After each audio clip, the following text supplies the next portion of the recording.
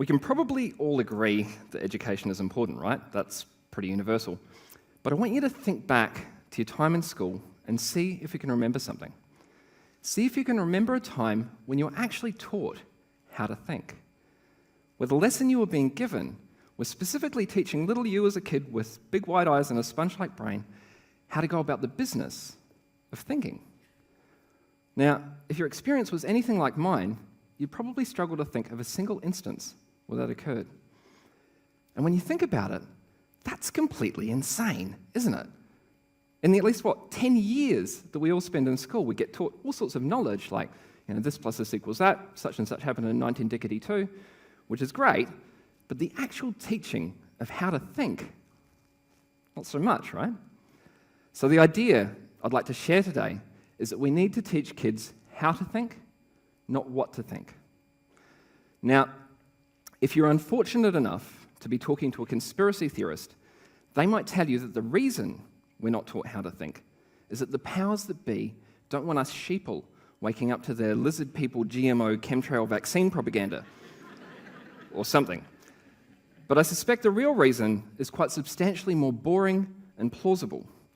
As Sir Ken Robinson identified in his wonderful TED Talk on how schools kill creativity, it's just kind of how the school system responded to industrialization. And now it's a big entrenched bureaucracy and bloody hard to change, right? And remember, we set this whole education system thing up around the same time that we thought hitting kids with sticks was a good idea.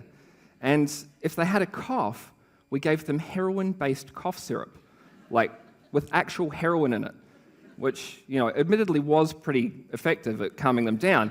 But the point is that we weren't exactly sophisticated in our understanding, But now, as we all know, our world and our economy are changing and rapidly, and how we approach education needs to adapt. So what's different about teaching children how to think is that we're involving them in the process of their own learning.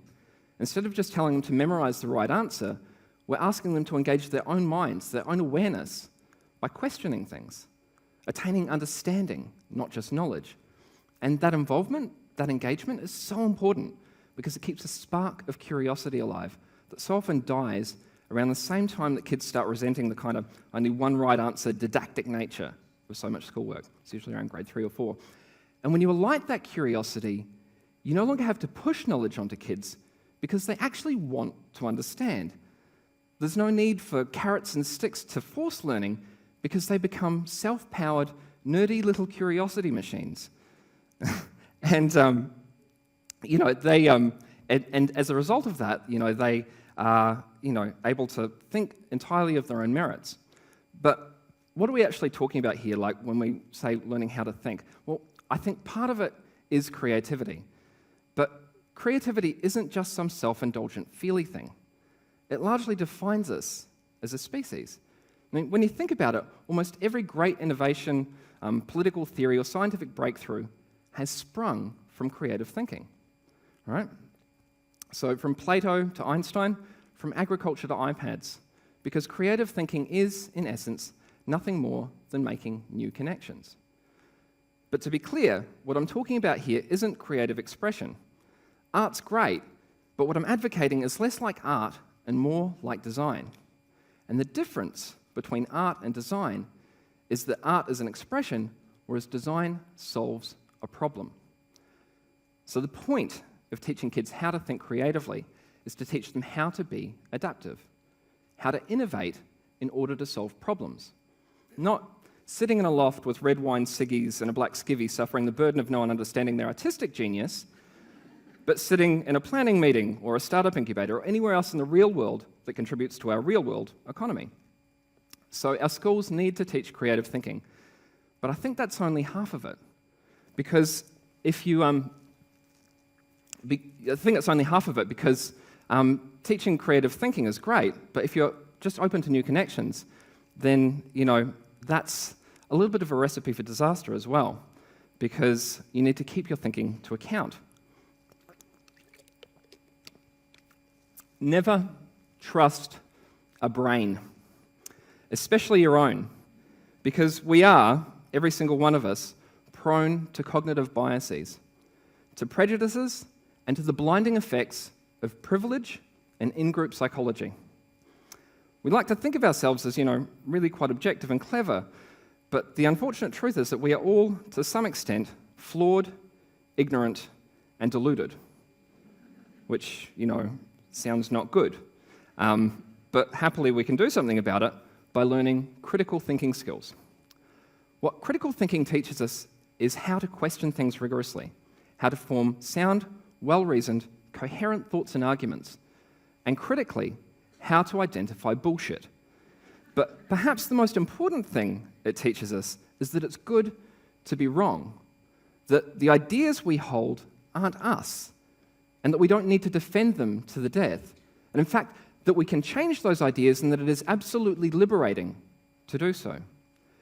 It's something really fundamental to how we approach the world, to have the vulnerability and the humility to be receptive to the idea that I might be wrong, It's profoundly transformative. And when we're trained as critical thinkers, something significant shifts because we become aware of our own thinking. Why do I think this? How have I come to this conclusion? We become, quite literally, self-aware. This is my thesis, that creative and critical thinking are two sides of the same coin, two parts of an equation that add up to how to think. And what's really interesting is that something happens when a mind is trained to think both creatively and critically, because that equation adds up to more than just the sum of its parts. There is a seed of genius, there is a fertility of understanding that allows a mind to grow to such great heights when it's able to think creatively in dynamic interplay with thinking critically. When those two aspects of our ability work together, amazing things happen. Da Vinci moments born from the cognitive alchemy of a mind that is free to plan and explore, yet also disciplined to apply reason and rationality. And such a mind is also a fortress of understanding. It's largely impervious to the lies and the nefarious manipulations of politicians, the media, and the advertising industry, which presents me with something of a segue. So for the past 15 years or so, I've been manipulating people into buying things that they probably don't need, working as an advertising creative in the ad industry. And in that time, I've learned a fair bit about both creativity and bullshit. But perhaps the most important thing I learned is that if you want an ad to be effective, you need to create genuine engagement. And you need to do so using the power of simplicity.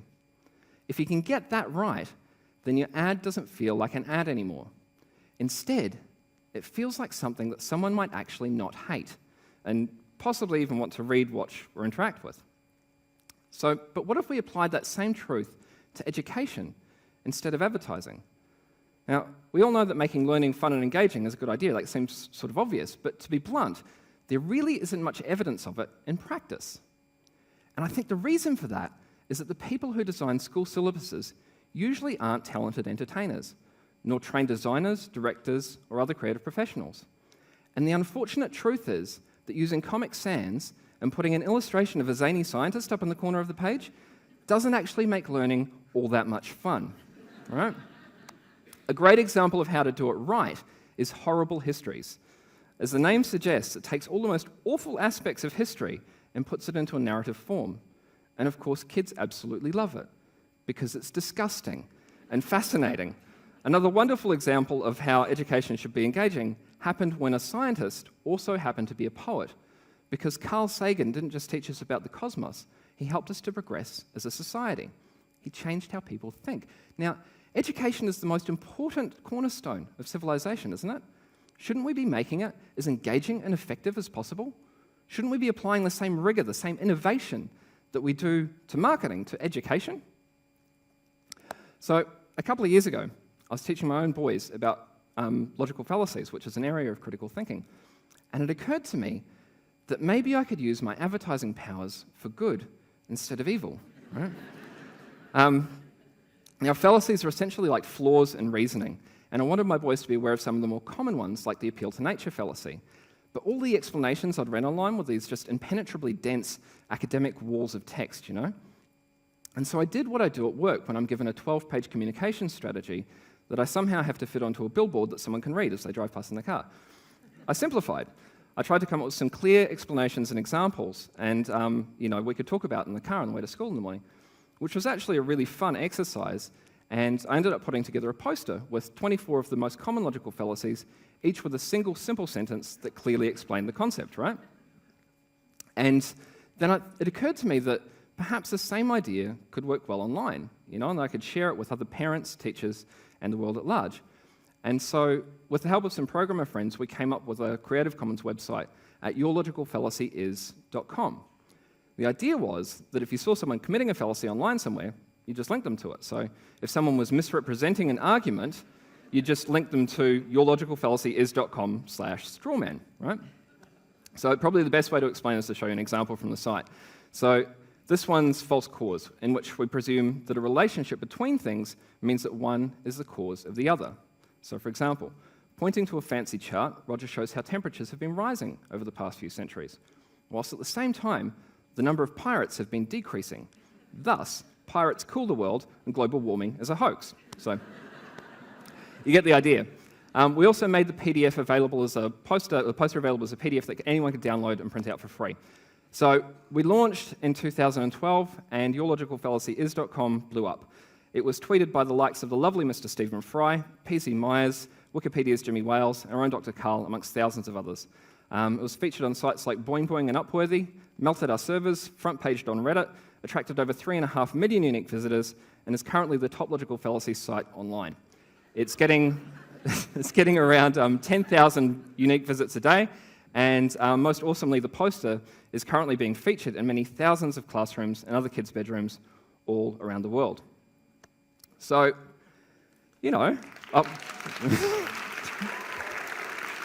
thanks.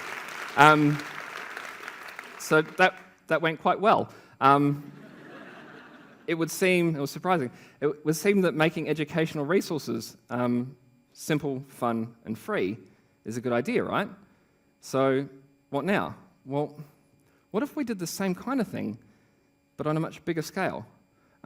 What if we created a platform that allowed teachers to teach critical thinking, that allowed any student to be able to learn about philosophy and creative thinking? What if we created a platform where anyone where anyone would have access to resources on thinking? So just recently we launched the School of Thought International at schoolofthought.org. The purpose of the School of Thought is to help us question all schools of thought. What it is a not-for-profit online school where anyone can learn creative and critical thinking skills for free. The content, courses, tools, apps, games, and resources that we create will be available for everyone to use under a Creative Commons license, from primary school teachers through to university philosophy departments and any student of any age anywhere in the world with an internet connection. And what if instead of flat images and walls of text, we took the liberty that an online school can take and created a fully immersive 3D campus designed to be a living vision of an enlightened learning utopia writ large in the virtual space? And what if we could actually help change our school system? I mean, why are we teaching kids what's on the periodic table of the elements, but we're not really teaching them why science is important, about philosophy of science, or how to read journalism with a critical mind, about how taking evidence-based approaches help take us from the dark ages into this golden age of progress and technological wonder? I mean, how many lectures does the average student receive at school about following the rules? And yet we don't teach them ethics. We don't teach kids how to understand and internalize the difference between right and wrong. We just tell them, don't do that, that's wrong. And then we yell at them if they transgress. And we teach kids how to make extremely ugly shorts in home ec. But perhaps teaching them about logic and reason might be at least as important life skills in this information age, What if schools incorporated thinking as its own subject into their curricula? Is that such a crazy thought? I mean, what if we spent as much time teaching kids how to think for themselves as we do on English, math, or any other subject? Not only would this be great for kids in all aspects of their learning and life, and the future of our species, it will also mean that people with degrees in philosophy will finally be able to get a job.